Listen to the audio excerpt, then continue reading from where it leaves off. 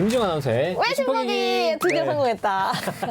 이제 드디어 합의 맞았네요. 네. 반갑습니다. 우리가 이란 전쟁에 관련해서 좀 굉장히 고민하고 있는 가운데 반도체도 좀 흔들리고 있어요. 맞아요. 네.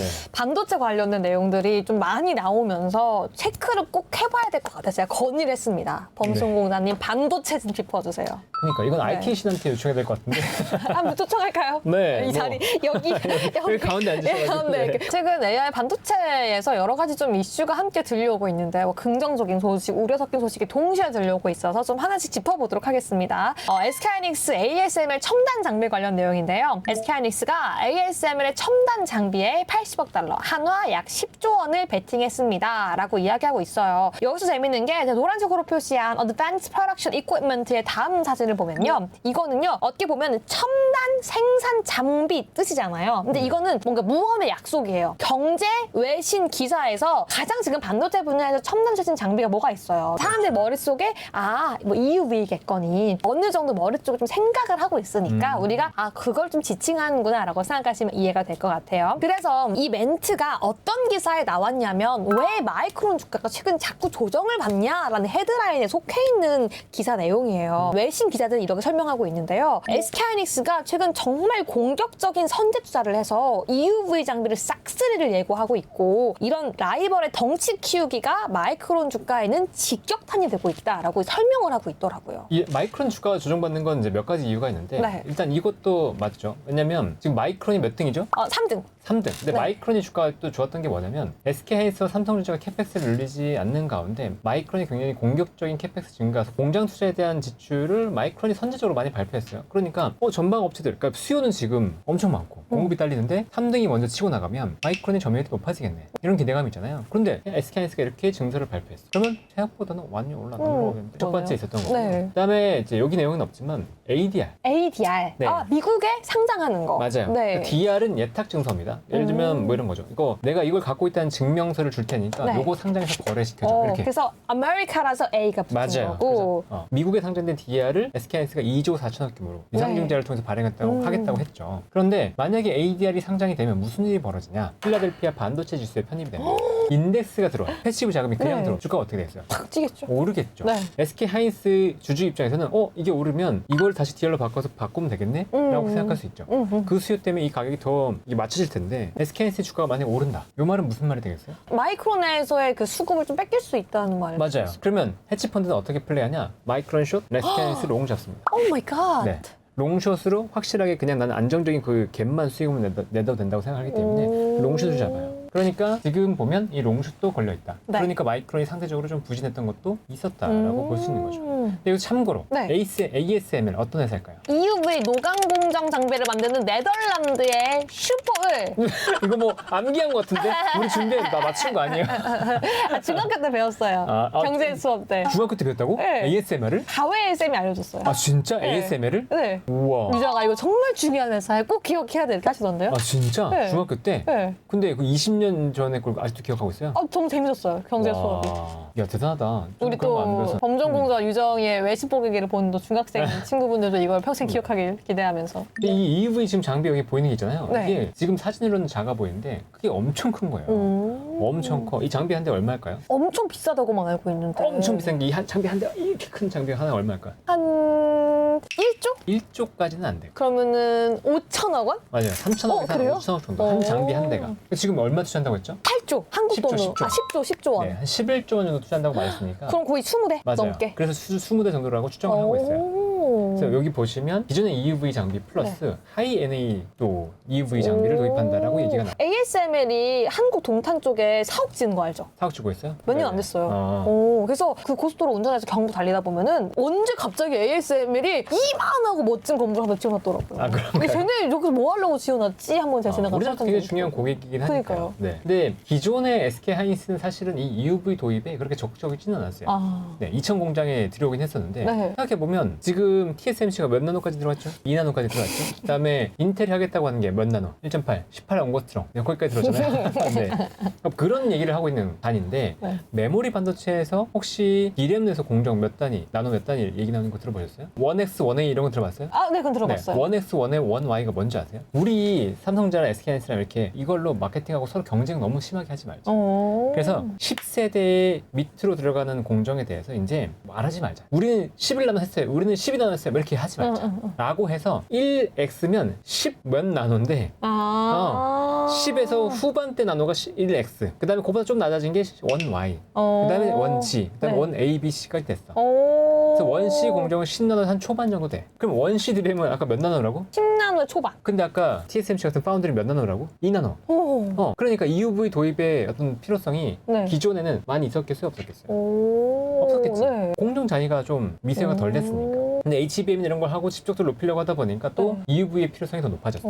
저는 사실 에이 나노 공정이래야 봤자 에이 뭐 대충 쌓겠지 싶었거든요. 솔직히 제가 최근에 배웠는데 머리카락 있죠. 8가락 합친 거에 뭐 8단 7단 쌓는 거라면서요. 여기에 8단, 7단. 12단 그러니까 대략 7가닥 여기 쌓아야 된대요. 말이 돼요? 나노 공정은 눈으로 보이지 않아요. 현미경으로 봐야 돼요. 좀 보일 줄 알았어요. 안 보여요. 아. 근데 이게 지금 머리카락이 마이크로미터 단위잖아요. 네. 나노미터는 보이지도 않아. 근데 그 미세한 선폭을 조절해야 되는 거잖아요. 네. 그러니까 그만큼 이 EUV 장비는 독보적이었고 지금도 이 EUV 장비는 못 들어오고 있습니다.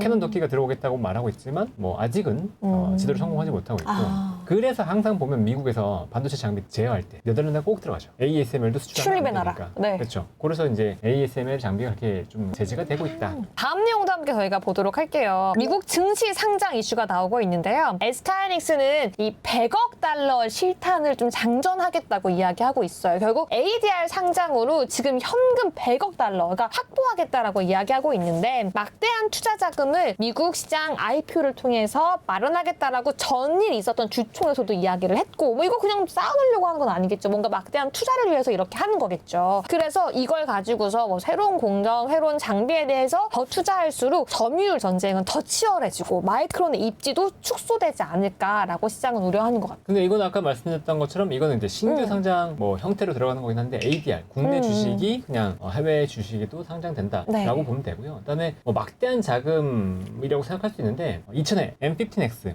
요 공장도 10조 원대 이상 투자가 들어가고요. 10조 원이요. 용인팹은 100조 원대 이렇게 자금이 들어간다고 해요. 100조 원? 그러니까 미국에서 지금 뭐 2.4% 자금 조달하고 그게 한 지금 10조 원 얘기 나오죠. 그 정도 자금 조달한다고 나오는데 네. 그게 뭐 SK하이닉스 입장에서 엄청나게 큰 금액은 아니에요. 근데 그 자금 조달해서 그래도 숨통은 트이겠죠. 숨통 트이고 투자하는 데 도움은 되겠지만 그 자체가 뭐 SK하이닉스에 엄청난 영향을 주고 뭐 그런 건 아니다.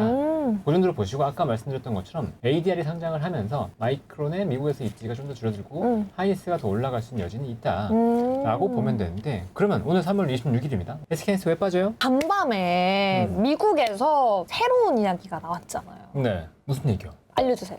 알려달라고?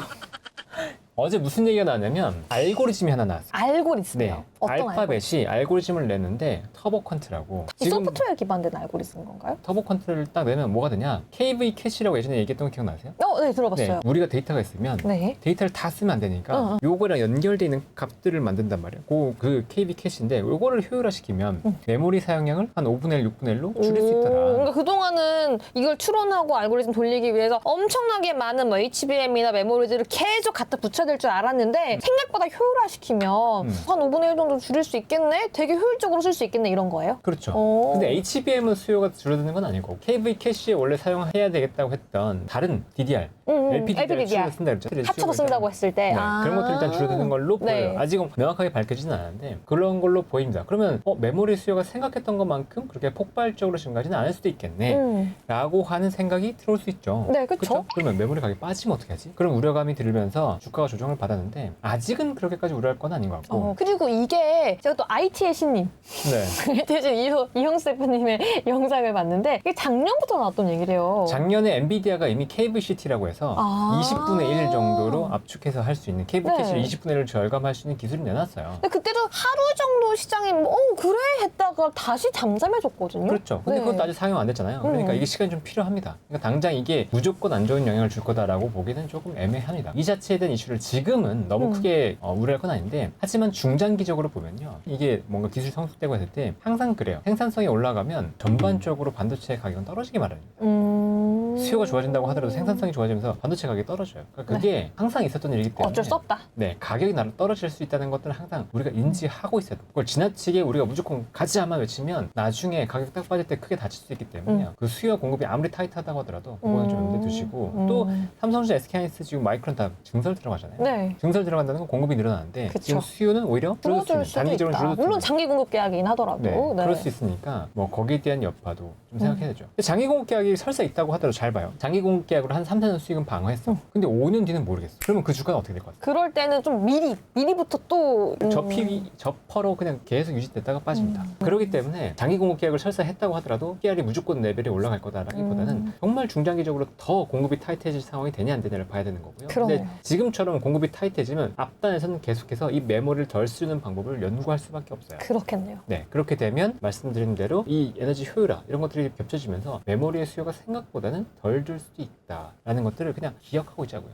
지금 이게 시장에 네. 영향을 주니까 빠져야 된다, 던져야 된다 이런 게 아니고 기억하고 계시면 우리가 다음에 반도체 투자할 때 훨씬 더 유리할 겁니다. 네, 염두에 두도록 하겠습니다. 마지막 내용도 함께 보도록 할게요. 마이크론도 사실 가만히 있진 않아요. 근데 시장의 반응이 좀 싸늘하기 때문인데요. Today, Micron stock fell. 마이크론도요, 이 투자를 적극 늘리고 있습니다. 가파르게요. 하지만 시장에서는요, 오늘도 주가가 하락했습니다. 라고 이야기하고 있어요. 잠깐 다음 그림 보면요. 램핑업이라는 단어를 사실 우리 일상생활에 진짜 많이 써요. 써요? 네, 그냥 한국인분들한테 익숙하지 않을 수 있는데 사실 우리도 많이 써요. 램프로 뭐 진입하세요. 램프로 나가세요. 나 처음 들어봤는데. 아, 고속도로 램프라고 하잖아요. 처음 들어봤어요. 고속도로 진입로. 진짜로. 네. 내비게이션이 맨날 그래요. 근데 이 램프 앞이 전치사가 붙은 거죠. 고속도로에 진입하면 갑자기 자동차 엑셀을 확 밟아주면서 속도를 높여줘야 사고가 안 나잖아요. 그것처럼 가파르게 속도를 높여서의 뜻이에요. 그래서 이 램핑업을 넣은 거는 마이크론도 투자를 늘리려고 하고 있다라는 네. 걸 좀 표현하려고 하는 건데 그래서 마이크론도 아무것도 안 하지 않아요. 신규 공장과 장비 투자도 확대하고 있고 분명히 지난번 나왔던 실적도 좋아요. 안 좋아서 빠진 게 아닙니다. 하지만 시장의 냉혹한 평가는 그래도 너네 만년 3이잖아. 구조적 한계가 있잖아. 라고 이야기하고 있는 것 같아요. 여기에는 근데요 EUV도 좀 영향이 있는 것 같아요. 아. 개인적으로 봤을 때는. 네. 마이크론은 아직 EUV 도입 안 해봤다. 근데 삼성전자가 네. HBM에서 동네 바보용 됐잖아요. 네. 기억나요? 1A, 1B에서 맞아요, 수익을 맞아요. 못 잡아서. 네. 근데 그 중요한 이슈 중에 하나가 EUV를 선제적으로 도입했기 때문이다라는 얘기가 있어요. EUV를 선제적으로 네. 먼저 도입을 해서 시행착오를 겪었기 때문에 거기에서 고전을 굉장히 많이 했다. 그러니까 모든 실패를 다 겪어본 사람이 이제 치고 오니까 더 무섭네요. 그렇죠. 그래서 네. 원시에서는 오히려 수를 잡고 삼성전자가 앞서 나간다는 얘기가 평가 나오는데 놀라워. 이거는 이제 확인된 얘기는 아닙니다. SK 하이닉스 같은 경우는 이번에 EUV 공정 도입하면서 원시 쪽에서 좀 난항을 겪고 있다. 그래서 HBM4의 수익이나 이런 것들이 약간 이슈가 맞아요. 있다는 얘기가 그래서 더 나오고 있죠. 늦어진다 얘기하고 있잖아요. 네. 그게 EUV를 본격적으로 도입을 하면서 오. 오히려 SK하이닉스는 지금 좀 난항을 겪고 있다라고 평가를 받고 있어요. 사실 제가 또 주변 정말 가장 가까운 지인 중에 SK하이닉스에서 이제 연구원이시거든요, 오. 반도체. 근데 그분이랑 지난주에 반도체 이야기를 하는데 지금 하이닉스 내부에서는 지금 현 시점에서 냉정하게 삼성전자의 기술력이 좋다고 생각을 한다고 하더라고요. 그러니까 이게 네. EUV를 먼저 도입하면서 거기에 대한 노하우를 쌓인 게 있는 것 같아요. 분명히 그게 존재하는 것 같고 그리고 앞으로 EUV 장비를 확보하는 것도 좀 어려울 것 같아요. 여기서 더 나아갔어. 더 미세 공정이 됐을 때 마이크론이 HBM 쪽 시장에서 어떻게 될까? 어려움을 겪을 수도 있죠. 더. 만약에 뒤늦게 EUV를 도입해서 지금 허덕허덕하면서 어떻게든 원시까지 따라왔는데 네. 여기서 더 미세화 된다 그러면 지금 삼성전자, SK하이닉스가 했던 뭐 그런 기술력, 속도 이런 것들을 못 따라갈 수 있다라는 우려가 불거질 수 있죠. 그렇네요. 네, 그러면 3위인 마이크론을 굳이 왜 사? 뭐 이런 시각도 분명히 그렇네요. 볼 수 있습니다. 근데 물론 시장이 다 좋고 수요가 좋고 계속 그렇게 하고 나오면 네. 마이크론도 3등이니까 따라갈 텐데 음. 그게 아니고 지금처럼 약간의 노이즈가 생긴다 그러면 음. 3등 업체보다는 뭐 1, 2등 업체 쪽으로 좀 더 쏠릴 수도 있겠죠. 오. 이건 갑자기 산전하니까 생각나는 TMI인데 이것도 또 이제 또 다른 지인이 하는 말인 삼성전자 반도체 얘기는 아니긴 한데 중국에서 하도 매출이 안 잡혀가지고 가전 분야가 중국 가전하고 또 TV를 뺀다고 하더라고요. 이것도 어떤 영향일지 누가 궁금하네요. 빼? 삼성전자가? 네. 아, 이제 아예 안 판다고 중국이 하더라고요. 워낙 잘 파니까요. 중국이 저가형으로 과정과 뭐 이런 것들을 워낙 또 싸게 잘 파니까. 네, 철수 결정을 했다는 네, 소식이 그건 잘한 있어서. 겁니다. 오히려 좋다. 그렇죠. 오. 중국에서는 굳이 할 필요가 없잖아요. 네. 그리고 오히려 우리나라는 고부가 가치 쪽으로 가야 되고 또 이 고부가 가치 쪽으로 가면서 동시에 글로벌 업체들과 제휴해야 됩니다. 스마트폰으로 바뀌면서 우리가 구글과 제휴해서 글로벌 1위가 됐던 것처럼 네. 이 가전 쪽도 아. 다른 나라 대비해서 빠르게 글로벌 빅테크랑 연계해서 네. 여기서 비즈니스를 고도화시킬 필요가 있어요. 오. 그렇게 되면 우리나라 가전업체가 충분히 쓰임이 있고 또 글로벌 나가는데 유리하겠죠. 중국의 가전업체들은 중국 업체를 하기 때문에 여기는 약간 논외고 미국의 가전업체들은 약간 보수적이거든요. 오. 근데 신기술 도입하는 건 우리나라가 빨라요. 네. 그리고 우리나라는 테크 기업들이 많기 때문에 연계하기도 되게 쉽고 제조 기업, 네. 제조 기반에. 그러니까 그렇게 본다면 우리나라 가전 쪽엔 저는 기회가 있다고 보고 있거든요. 그리고 중동 지역 전쟁 나고 있는데도 불구하고 중동 지역에서도 삼성전자 그렇게 잘 팔린대요. 그렇죠. 중동은 우리나라 좋아합니다. 중동 지역 쪽에서는 계속해서 좀 영향이 있을 것 같고 이번에 또 전쟁 피해가 있었으니까 네. 뭐 피해 복구 과정에서도 또 수요가 더 늘어날 수도 있겠죠. 그렇겠네요. 그럼 이런 것들도 삼성전자에 또 가는 치고 나가는 데는 크게 발목 잡지 않는다. 뭐 그렇죠. 오늘 좋다. 가전 쪽은 발목을 잡을 정도는 아닌 것 같아요. 네, 지금 봤을 좋습니다. 때. 네. 그럼 오늘도 좀 재밌으셨나요? 아우 너무 재밌었어. 네. 다음엔 또 IT 신 여기 한번 모시고 한번 전화 연결, 전화 연결. 네, 한번 해보도록 하겠습니다. 좋습니다. 그러면 다음에 또 저희가 좋은 내용으로 찾아뵐 테니까요. 구독과 좋아요. 댓글 알림 설정. 꼭 부탁드립니다. 그럼 다음에 또 뵙겠습니다. 여러분 안녕. 안녕.